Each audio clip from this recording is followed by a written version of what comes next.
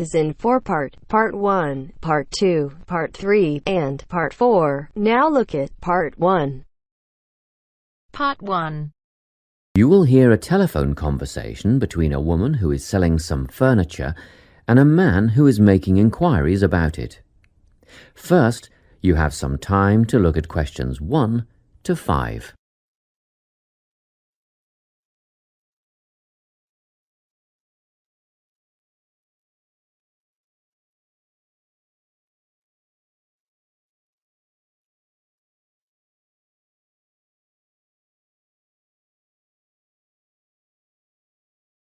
Now we shall begin.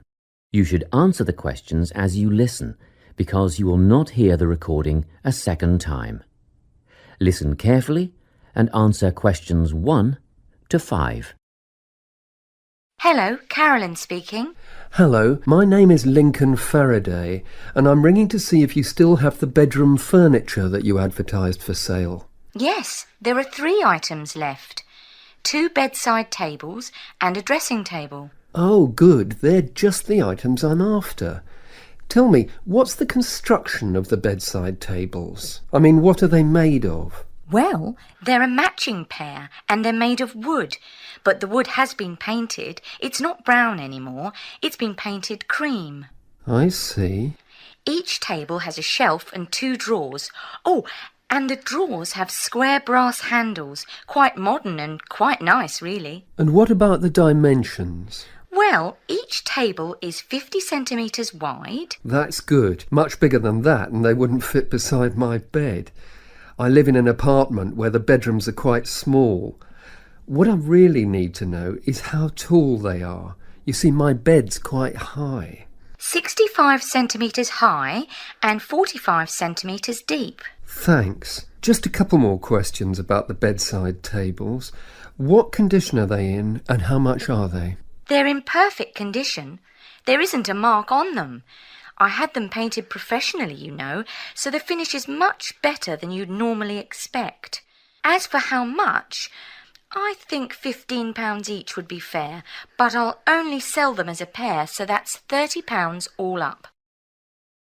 Before you hear the rest of the conversation, you have some time to look at questions 6 to 10.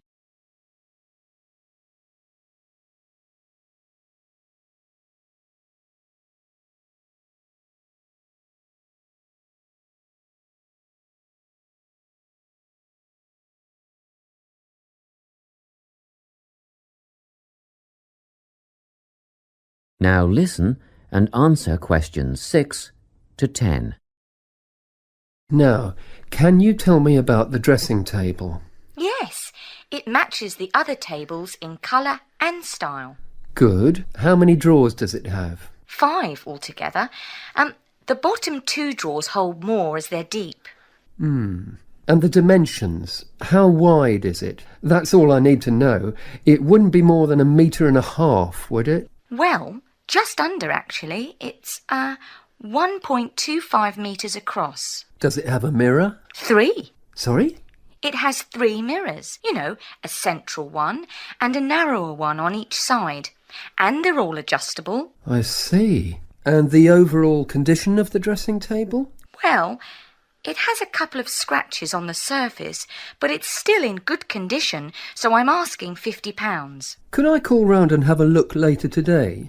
What time were you thinking of? In about half an hour. Oh, yes, that's fine. By the way, my name is Carolyn Klein. It's on the gate at the front of the house. Klein. Is that K-L-I-N-E? That's right.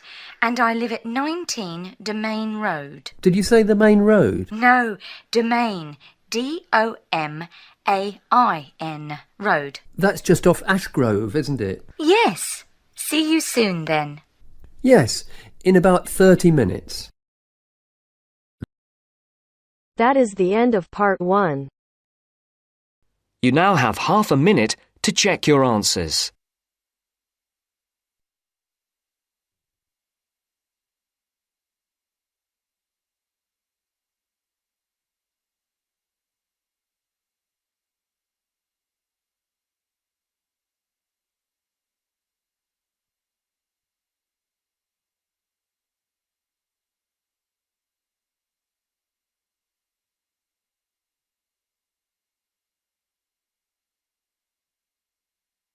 Now turns to Part 2.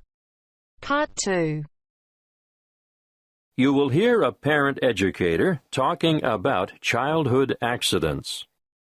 First, you have some time to look at questions 11 to 16.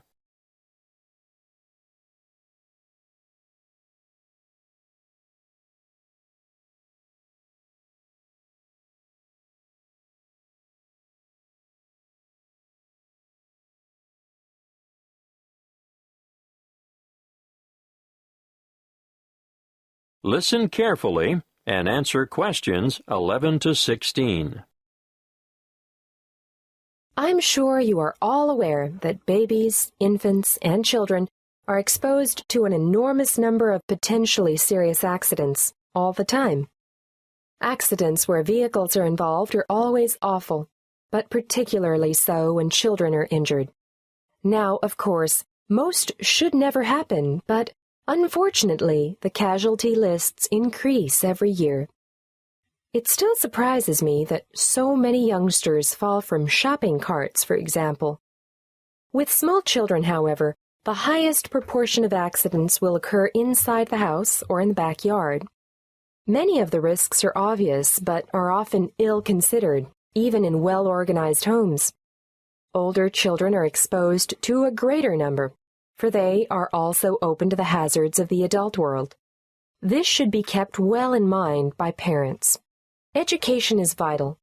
There are some very good television shows which do the job quite well, but children should be educated from the moment they learn to crawl, and so I'd say the best teachers are parents, who can instill safety habits in the responsive minds of their children by constant repetition.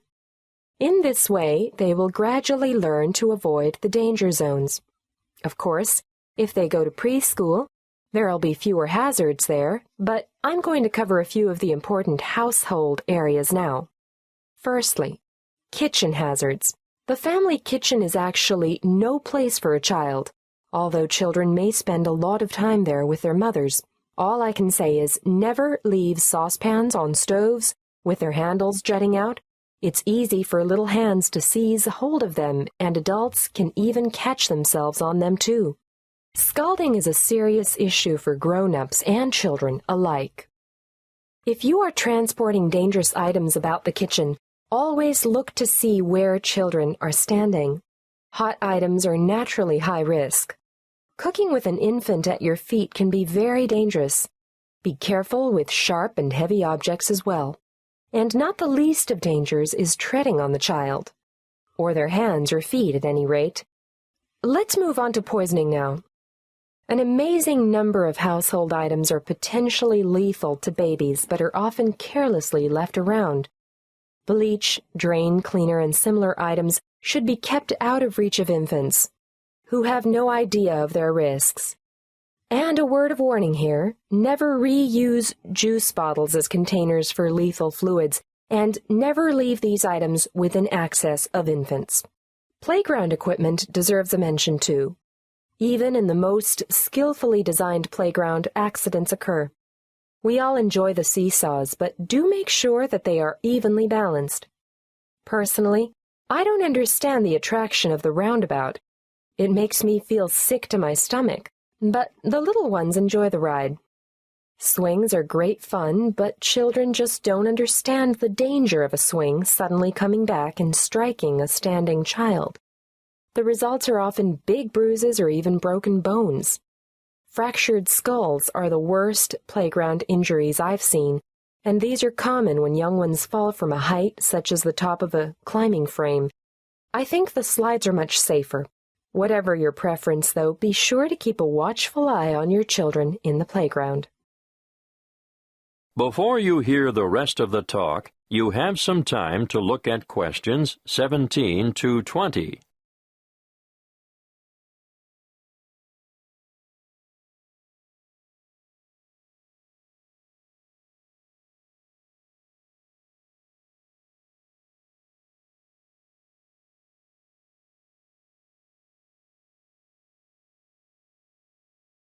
Now listen and answer questions 17 to 20. We're up to bath time now.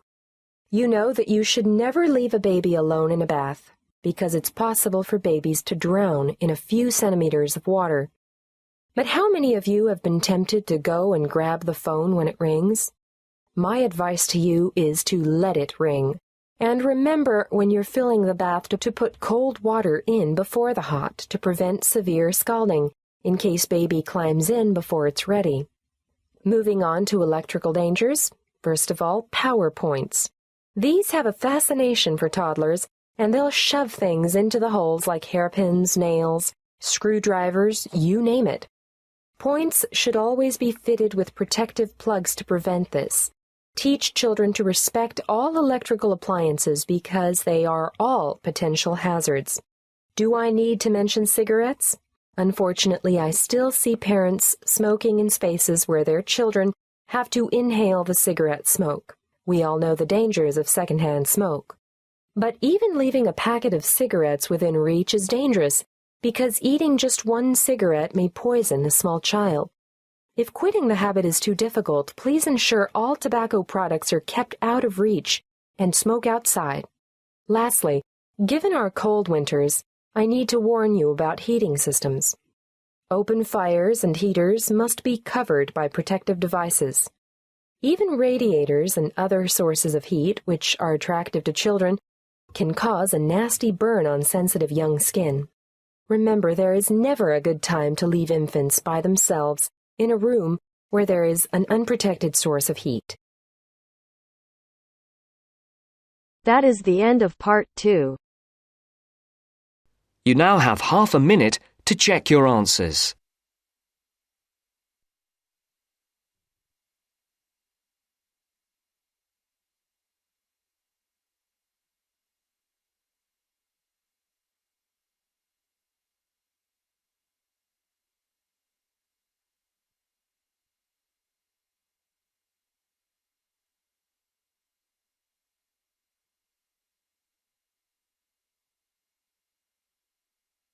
Now turns to part 3. Part 3. You will hear 3 students discussing the issue of waste deposited in space. First, you have some time to look at questions 21 to 23.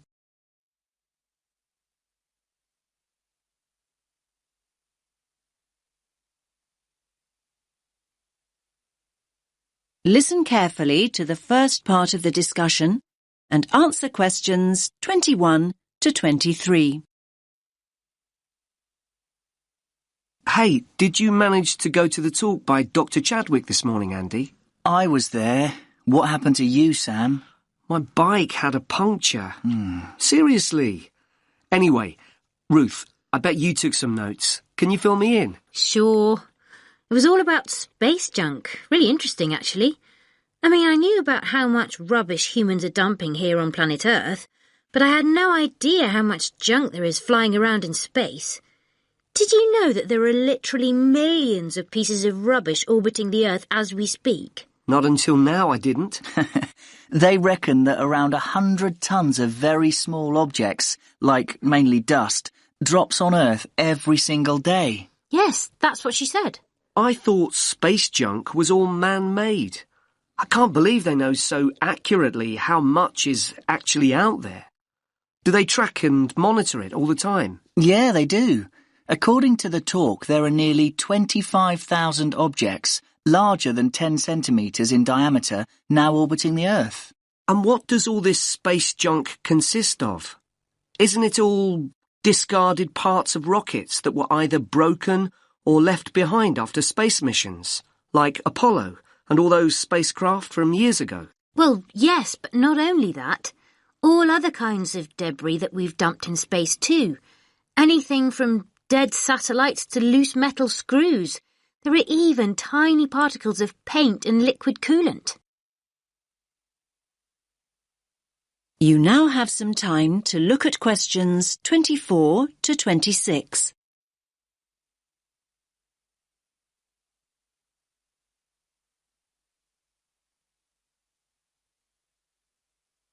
Now listen to the next part of the discussion and answer questions 24 to 26. So who is to blame for depositing all this rubbish? Where does it come from? Well, I knew you were going to ask me that, Sam, so hang on. You can take some of my notes if you like. Thanks a lot. That's really helpful. Here, look.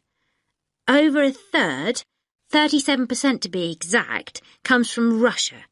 But other countries are close behind.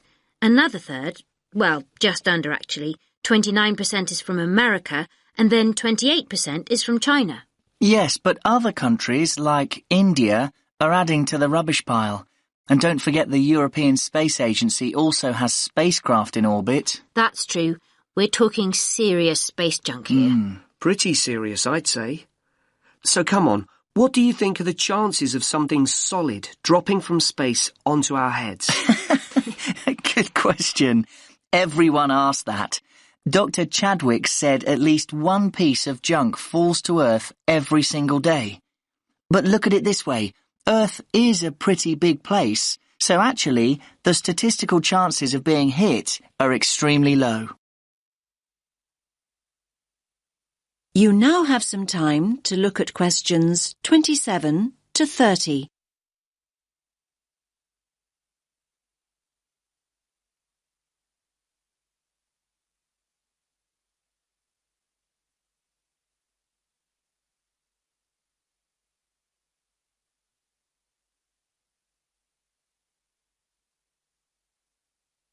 Now listen to the rest of the discussion and answer questions 27 to 30.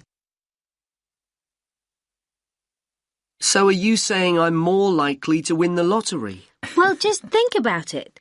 2/3 of the Earth is ocean. That's true. But in time, almost all these pieces of rubbish will fall to Earth because the object's orbit is decreased by its gravitational pull. But the good news is that they don't cause any serious damage. You know, they can't actually survive the heat generated on re-entry. They simply burn away. But that's not always the case. There are exceptions. Chunks of the United States UARS satellite recently fell into the Pacific Ocean. The UARS satellite? It was this 6-ton satellite launched by the Space Shuttle Discovery way back in 1991. So it had been up in space for 20 years, but stopped working in 2005. It weighed 5,700 kilos. And that's about the same as a double-decker bus, apparently. And, just check my notes. Here it is, yes. The largest of these great big chunks that fell into the sea weighed about 158 kilograms. Think of the weight of an adult gorilla, Sam, and you get the picture. A nice soft landing, then. Dr. Chadwick said, imagine a couple of washing machines tied together and travelling at 100 miles per hour, and you'll get an idea. Oh, and do you remember Skylab? That was another US space station, and it fell to Earth at least 3 decades ago, in 1979. It fell into the Indian Ocean and the deserts of Western Australia. According to what I wrote down, that particular space junk weighed 100 tons. And let's not forget Mir, the Russian space station. Mir weighed 135 tons, far, far larger than UARS, and it fell to Earth in 2001. It plunged straight into the South Pacific. All very interesting. Listen, I've got some junk of my own to sort out. My bike. That's the second puncture this week. Come on, I'll help you fix it.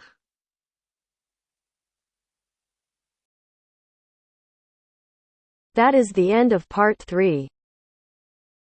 You now have half a minute to check your answers.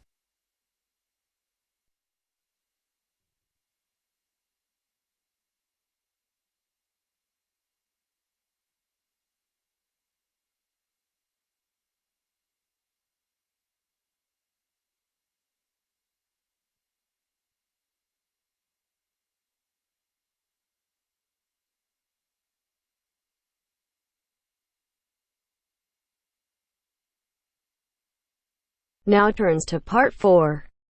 Part 4.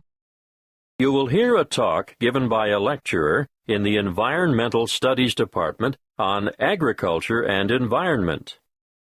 First, you have some time to look at questions 31 to 40.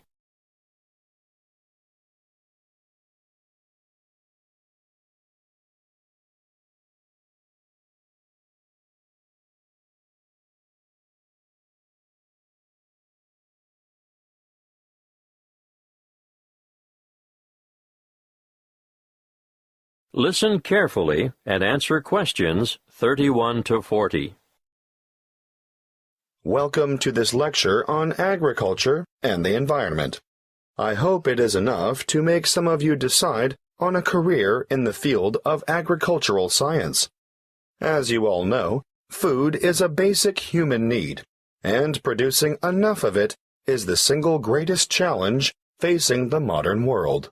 Developing nations have rapidly expanding populations, so agriculture should be central to any development agenda for those countries.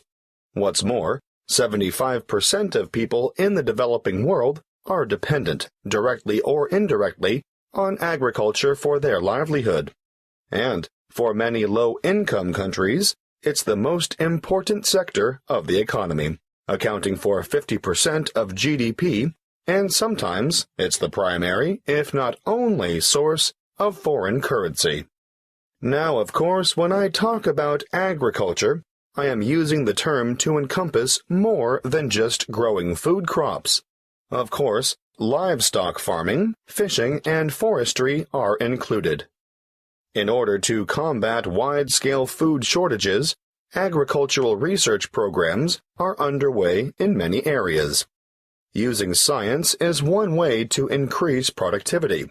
But, a word of warning, agriculture must also be sustainable. Let's look at approaches that are not sustainable. Firstly, overgrazing and intensive cropping are two ancient but destructive practices that lead to loss of soil fertility. Secondly, the modern idea of liberal application of chemical pesticides and herbicides has had disastrous consequences for the health of the land, ranging from the pollution of water sources to the destruction of wildlife. These practices have ignored the mechanisms that sustain ecological communities. Ignorance has led to the destruction of the very biodiversity that is essential for sustainable food production. However, introducing new agricultural techniques, especially things like genetic engineering, can be difficult because many people remain suspicious of the fact that plants have had their genetic material modified by scientists. Biotechnology has also led to the dubious practice of bioprospecting, or, as some prefer to call it, biopiracy. Foreign multinational companies have been accused of illegally obtaining samples of indigenous plants of other countries in order to get their hands on genetic material to improve the quality or yield of their own crops. We must put aside the controversy surrounding the field of agricultural biotechnology in order to concentrate on the biggest threat to food production on this planet, which is, yes, climate change. The effects of global warming so far have been to shrink the food supply, thereby pushing up prices and making even the most basic necessities unaffordable. As I see it, the international community must address this and other challenges to agricultural production with urgency. Concrete scientific and technological achievements need to be presented for farmers to evaluate and learn to use, but, apart from that, governments need to address the complex issues of policy development if the world's hungry are to be fed. Environmental policies need to be put in place to protect ecosystems and correct soil degradation where possible. Countries cannot continue to exploit natural resources whilst ignoring the consequences. In fact, I'd like to see teams of agriculture and environment experts making up a global network which would monitor the world's farming systems. Different farming systems should be studied not only with a view to analyzing the environmental effects, but the social and economic effects as well. The studies would be carried out with a view to stemming pollution and erosion and promoting safe, cost-effective practices that will guarantee a secure food supply in the future. Monitoring sites would need to be set up all across the world and data collected in a systematic way. Of course, building the online infrastructure for such a project would cost millions of dollars, and there would be ongoing costs involved with the monitoring system. But the information gathered would go a long way towards solving the problem of feeding the masses and ensuring millions of people don't face a hungry future. That is the end of part 4. You now have half a minute to check your answers.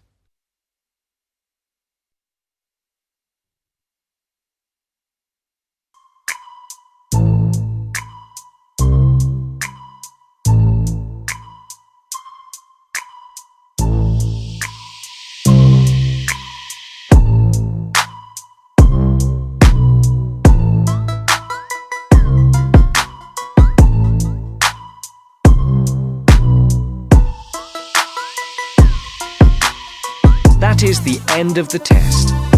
You now have 10 minutes to transfer your answers to your IELTS listening answer sheet.